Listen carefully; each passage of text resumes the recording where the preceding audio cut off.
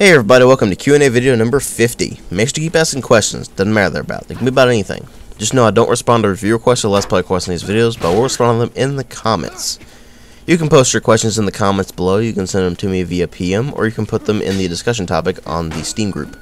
Unfortunately, the forum option is no longer viable. The forum host actually shut down, so I'm going to try to get the request list and everything set up again. I'm not sure what I'm going to do with that yet. I will let you guys know when I have that all figured out.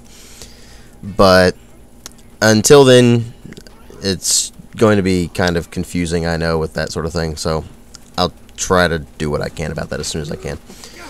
I might start up something like a forum spring or a Tumblr or something, I don't know, as far as the questions thing goes. But again, I will let you guys know when that sort of thing happens. Also, please bear with me in this Q&A because my sinuses are acting up, and that probably affects how my voice sounds if I sound really odd. That's not just because of the mic setup for the time being. Gameplay in the background is Chivalry Medieval Warfare because I played the free weekend and got some footage of it, so I figured why not. At any rate, let's start with a question from Rip Out Your Prejudice. What are your thoughts on unlock systems in general? He goes on to give his thoughts on those not having a place out of RPGs or open world adventure games, and he prefers a design more like Quake, where you just find the stuff in the map, and that's really not an unlock system, actually. So it's kind of a weird situation. Unlock systems in general, I really don't mind them, and it's really up to the individual game to determine whether I like it or don't like it. Most cases, I don't really care all that much.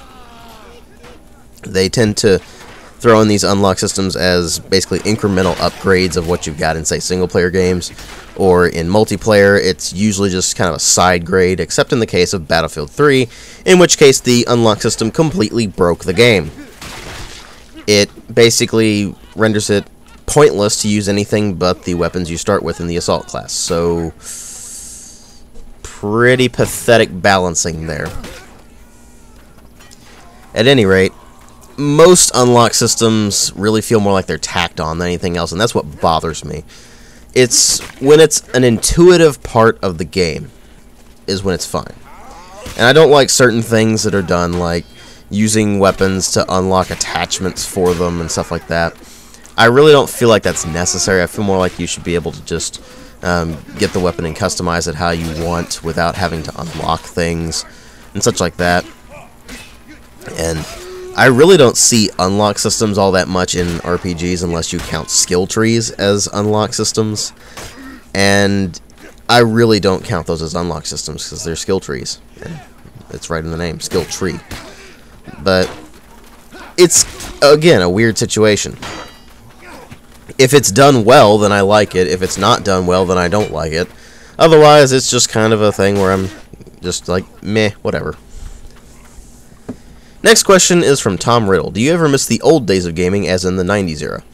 Well, depending on who you talk to, the old days of gaming can be the 70s, 80s, or 90s. Do I miss the 90s specifically? Yes, I do. Why?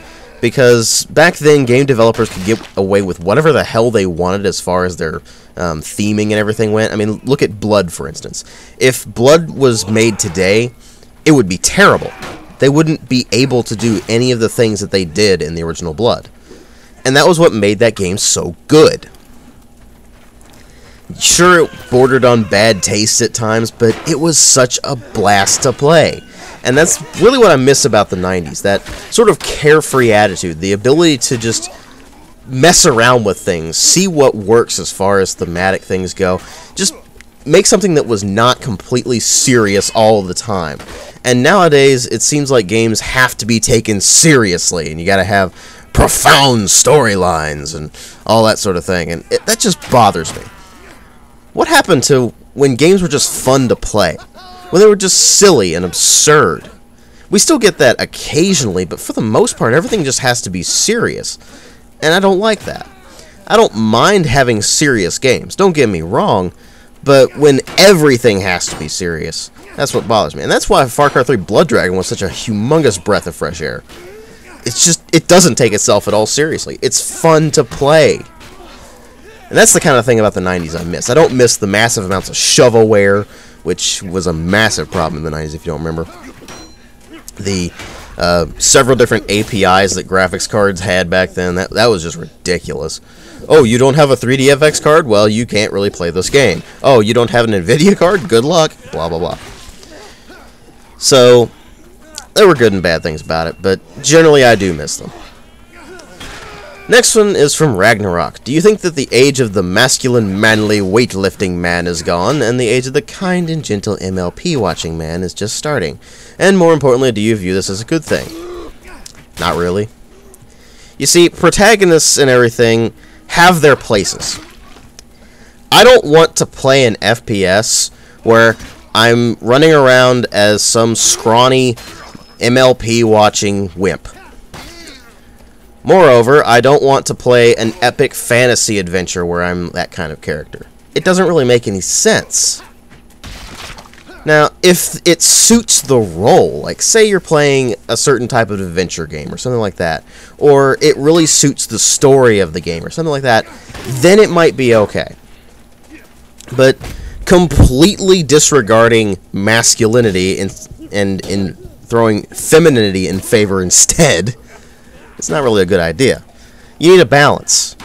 I mean, literally every person on the planet is a mixture of both masculine and feminine traits. It is impossible not to be. And anyone who tells you otherwise is completely ignoring what being a human is all about. Everyone has both masculine and feminine traits. It's just some have more than others, so on and so forth. And I do get that the age of the steroid-using badass from the 80s and action movies and such, that's gone. And that's okay unless you're going for something completely ridiculous and over the top, and in which case that's really suited for that. But it's not really a matter of going into the kind and gentle man. You don't really see much of that. You really don't. Look at all these games out there these days. You're not seeing much of that. And even in movies and such, you're really not seeing that. It's more of a stereotype with men, I guess, that we have to be kind of gruff and angry and that sort of thing, but they roll with it, and if they roll with it, then that's what you get.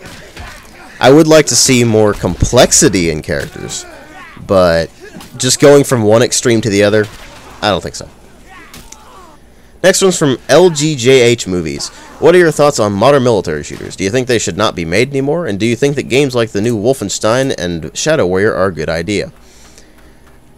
MMSs have their place, and their problem with them right now is that they've kind of infected everything.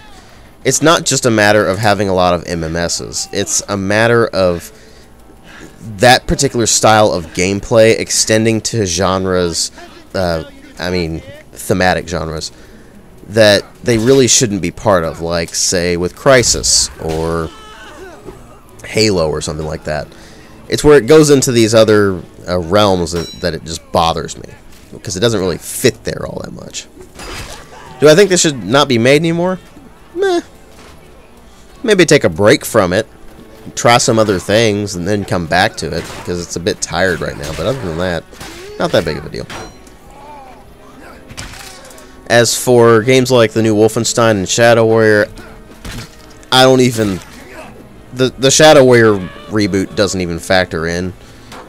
I feel like that's just a complete betrayal of what the original Shadow Warrior was. It may well be a good game on its own, but from everything I've seen about it and everything I've heard about it, it's not really Shadow Warrior. So I don't really even consider that to factor in. Even the new Wolfenstein is kind of like that. It looks more like just a modern generic FPS with Wolfenstein and that thematic material just slapped on there. You really need something that's more the heart and soul of those kinds of games. The classics, the Wolfensteins, the Dooms, the classic Dooms. We need more of that sort of thing with that heart and soul rather than just the same MMS style game over and over and over again. And the last one is from DMeta. Battlefield, Call of Duty, and Grand Theft Auto are all oversaturated game series that have pretty graphics, but they don't have a good story to tell or innovations in design.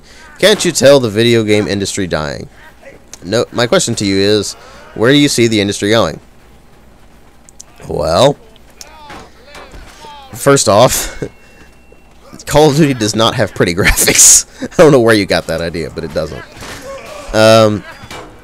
I feel like these particular series aren't a good indication of gaming. Yes, they're very popular, but look at all the other stuff that's getting released and is getting popular as well. I mean, look at Chivalry.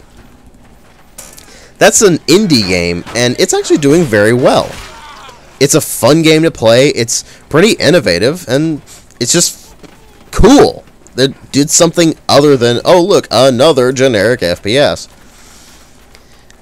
And with Grand Theft Auto, the innovations in those games extend only to the open world mechanics.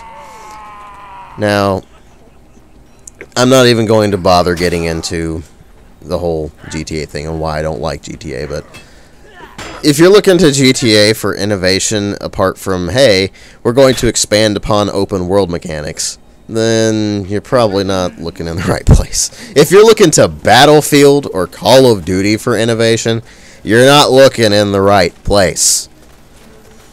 Those guys go for what works and what they can incrementally improve with the next game to where it'll still be what you can recognize, but at the same time will be somewhat different from the previous game. I'm already so sick of people telling me that Call of Duty is just the same exact game over and over again. It's incremental. It's not the same exact thing over and over again. You can tell the difference between Modern Warfare 3 and Black Ops 2 and stuff like that. But anyway.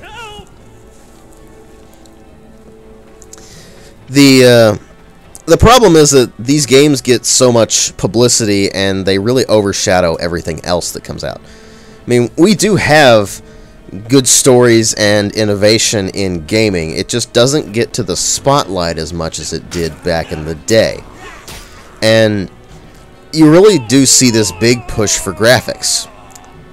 Now, part of that is because the next gen of consoles is coming around and they're wanting to push the envelope with the graphics and be like, hey, we've got these new very powerful systems. What kind of visuals can we push that we couldn't push on an Xbox 360 with its hardware from when it came out? And stuff like that. Now, I really don't even look at graphics as innovation. Sure, games look better. That's to be expected. Technology improves. What I want to see is actual innovation. As in, hey, this is a new thing. This is a new way of playing the game. This is new for this genre, blah, blah, blah. This is a refinement of this thing that makes it new and exciting. I don't want to see, oh, look, we have more bloom lighting. And honestly, Battlefield 4 doesn't even look any better than Battlefield 3 did. Apart from the whole lack of filter thing. But anyway, I feel like the industry is just kind of stuck in a rut right now.